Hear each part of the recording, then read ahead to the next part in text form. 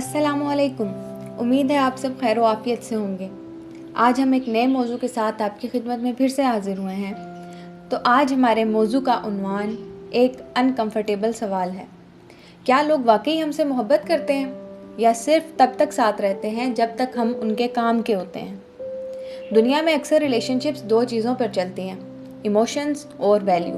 Value मतलब आप क्या प्रोवाइड करते हो, attention, money, status, beauty, comfort, protection, support या एंटरटेनमेंट। और कई बार जब ये वैल्यू ख़त्म होती है तो लोगों के बिहेवियर भी बदल जाते हैं। एक लड़का सक्सेसफुल हो, कॉन्फिडेंट हो, उसके पास रिसोर्सेज हों तो लोग उसकी तरफ अट्रैक्ट होते हैं। लेकिन अगर वही इंसान फाइनेंशियली स्ट्रगल करने लगे तो बहुत से लोग आहिस्ता आहिस्ता डिस्टेंस बनाना शुरू कर देते हैं।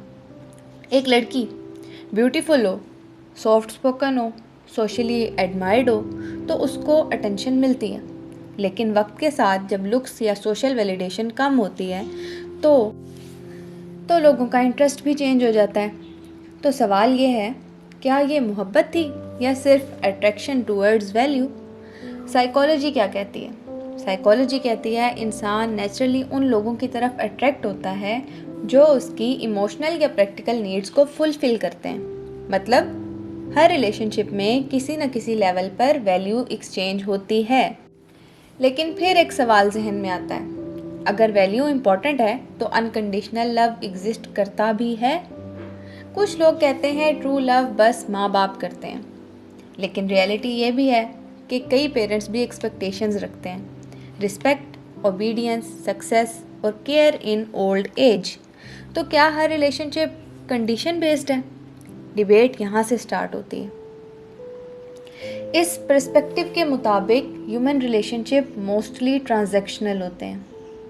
जब तक आप यूज़फुल हैं लोग इन्वेस्ट करते हैं। सोशल मीडिया पर भी देखो, जब किसी इंसान के पास फेम होता है सब उसके अराउंड होते हैं, लेकिन डाउनफॉल आते ही वही लोग गायब हो जाते हैं। रिलेशनशिप्स में भी अक्सर लोग कहते हैं तुम पहले जैसे नहीं रहे, लेकिन असल में कई बार मतलब होता है तुम अब वो वैल्यू नहीं दे रहे जो पहले देते थे।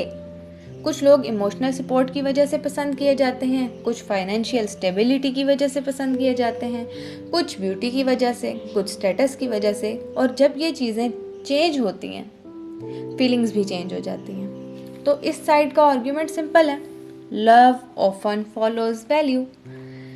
नहीं, रियल लव वैल्यू से ऊपर होती है।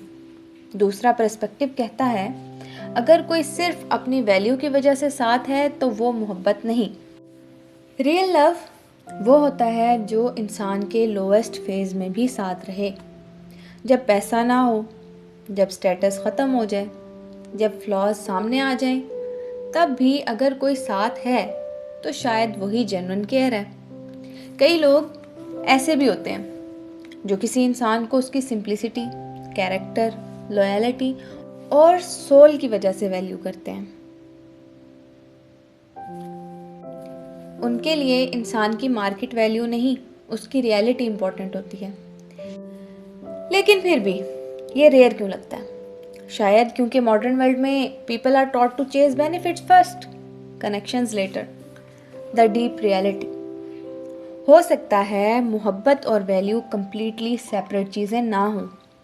हर हेल्दी रिलेशनशिप में वैल्यू होती है, लेकिन फ़र्क ये है कुछ लोग सिर्फ वैल्यू तक लिमिटेड होते हैं और कुछ लोग वैल्यू के पीछे इंसान को देखते हैं। टेम्पररी अट्रैक्शन ऑफन सेज तुम मुझे क्या दे सकते हो।